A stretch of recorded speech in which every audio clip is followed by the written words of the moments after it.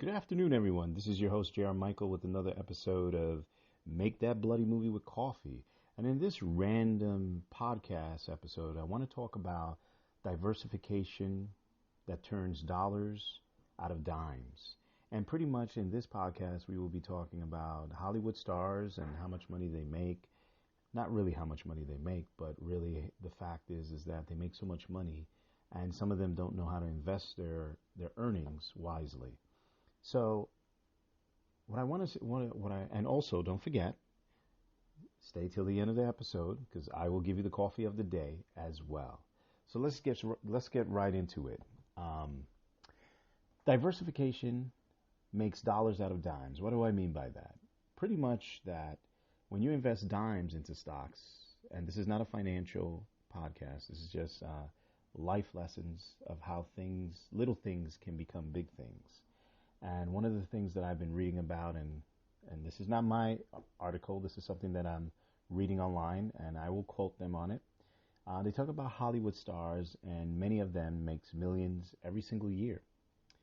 But at the same time, one of their problems is that a lot of them like to keep up with the Joneses, and they're too busy with not worrying about their finances. And the sad part about that is, in life, when you want something and you work so hard for it, and you get to that point where you're making so much money or you're reaping the rewards of your success, it's also good to keep it. Because what is the point on making money, and then at the end of the year, what do you have to show for it?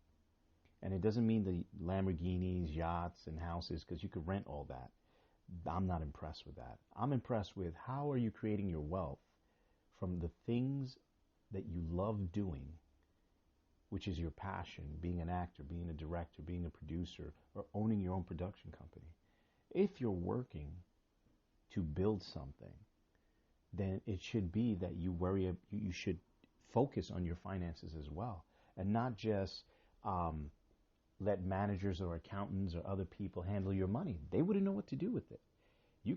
Nowadays, education is free. You want to know anything, any topic, any subject in your life, you just go online and you can learn it yourself.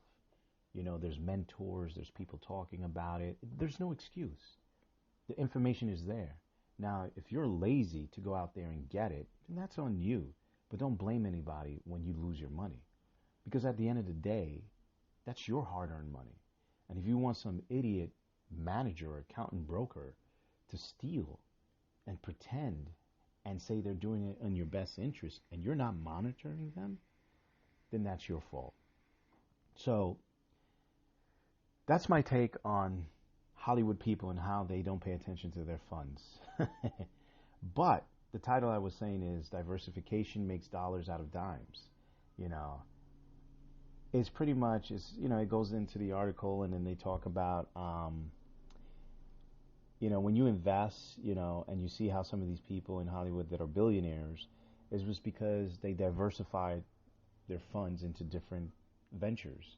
It wasn't just movies. You had businesses, you had branding products they create, whether it's cosmetics or hairspray or deodorant, something to give back to society, or you want to call it, or just another avenue to expand on their, entrepreneurship.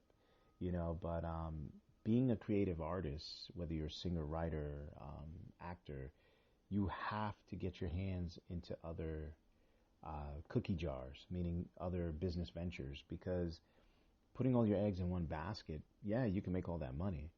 But at the end, if you don't invest that money you make, let's just say one egg works out, and you're drinking, keeping up with the Joneses, watching what everybody else has, and even though you could buy it, you don't need it, that's when you fall into the problem of losing it all. And then when you turn around and you're 80 years old or 75 years old, if you could live with yourself knowing that you lost everything that you worked so hard for, then that's on you. But, for me, every money I make, I invest it. I don't care what it is, from $100 to $1,000 to $100,000. I want my money to work for me because I'm the master of my own money. The money doesn't master me. And I think that's where we get the misconception. And to be honest with you, life teaches you that you have to take control of your future. You have to take control of your life. Because if you don't, then who else will? Now, back to the article, it was also saying that, I'll read a little bit about it. It says, the problem is they don't do much to maintain their money. They're too busy keeping up with the Joneses, noting who's who and what's what. It's one giant word of one upping each other by way of the latest style of home decor, fast cars, stylish clothes, big houses.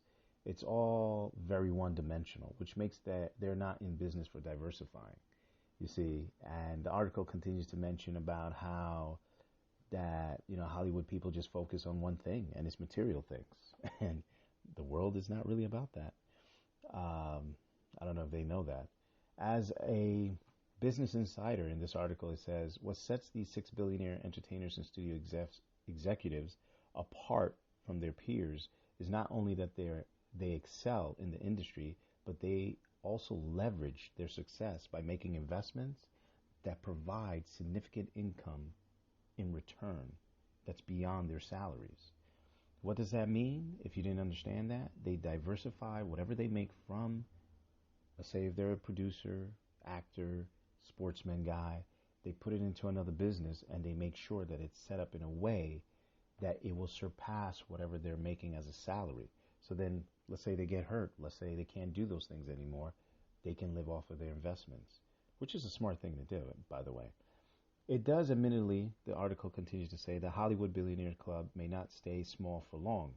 However, as more and more stars launch their own clothing line and beauty lines, 3 celebrities like Kylie Jenner, Jay-Z, and Kanye West become billionaires in the past 2 years alone. Well, that another thing is that you're dealing with a global economy. You're not dealing with a small economy anymore. So it kind of creates more opportunities where there wasn't. So some of them apparently is getting a clue in this regard, but even then it takes them long enough. It is true. Rome was not built in a day. So yeah, it takes time to build something like this.